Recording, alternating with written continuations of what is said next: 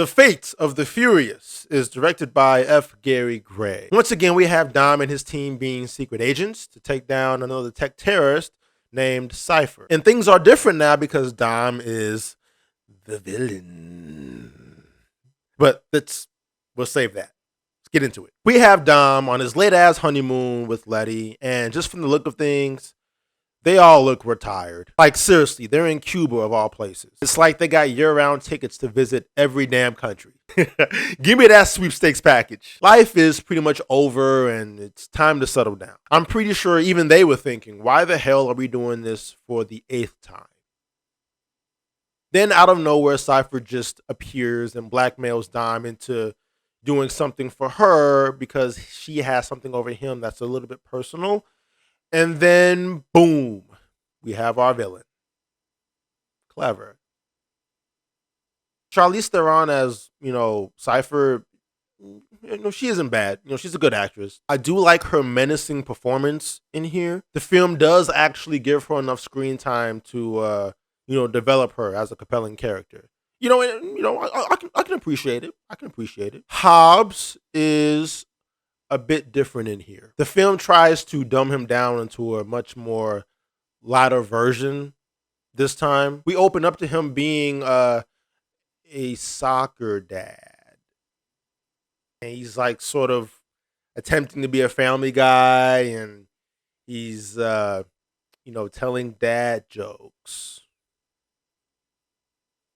All the while sponsoring his Under Armour line. And it's a bit cringe. I have to say it's a bit cringe, but it's still, charming at the same time. Mostly because The Rock is a decent actor. Like, he really enjoys doing these movies, and you can tell. But for me, it's always about badass Hobbs. It was always about badass Hobbs. And I mean, that's the reason why Fast Five was so great. Good news, though, is that he has tremendous chemistry with Jason Statham in this film. Like, those guys just talking shit to each other on screen it was just such a pleaser. I can really see why the studio pushed for a spinoff. Those guys were great. That prison scene was just so entertaining, and just watching those two guys go at it, you can really tell that they bring so much to this franchise. Such a good idea to bring them on board. The plane scene with the Shaw action stuff, it definitely gives off Transporter vibes. Nice reminder of how Jason still got it.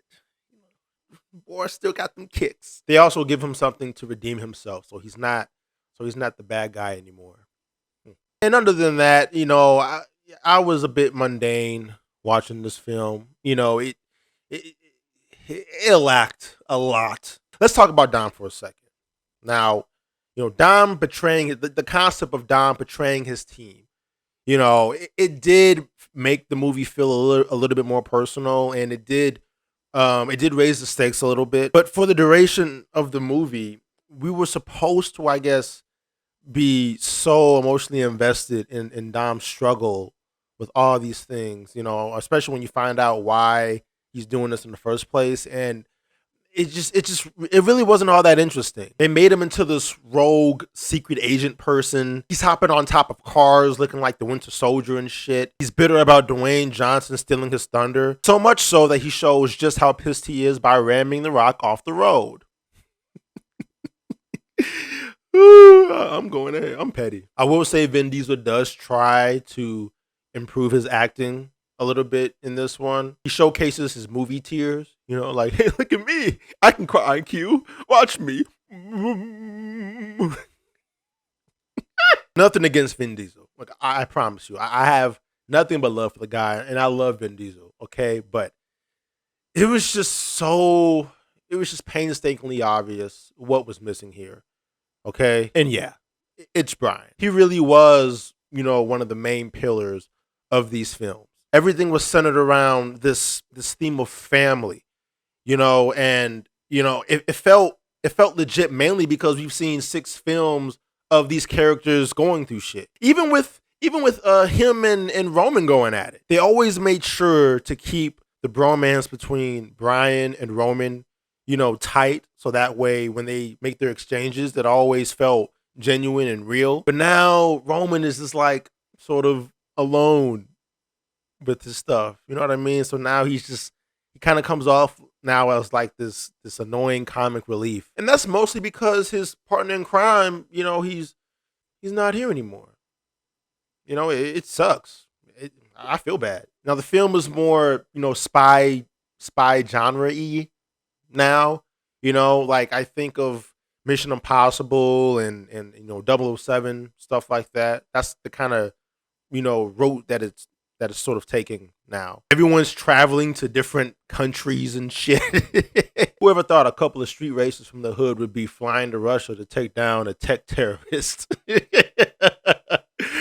Oh god, this shit was so dumb. Also, the action is dumbed down a bit. There's only one true action scene in this whole entire film, and that's pretty much in the third act. Everything else is dramatic soap opera stuff where Cypher is lecturing about choice theory and alligators. There is a twist that does happen here that does make for an interesting plot point, but like again, most of the film is a bit uneventful. I wouldn't say it was disappointing. I mean, look, at some point it was inevitable for this film to dish out something that was, a bit of a step down. At some point, there are some things that I did like about the film, and like I said, for the most part, I did enjoy it.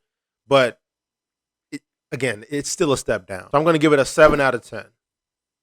The best things about these movies are the characters, for sure. Have you been watching something else with different actors and different characters and stuff like that, but same story, I probably wouldn't have been interested in it. But this is why I say I think 7 really should have been the last one, man. Look, R.I.P. to Paul Walker, man, like for sure. But man, that should have told y'all. Listen to what the universe was trying to tell you.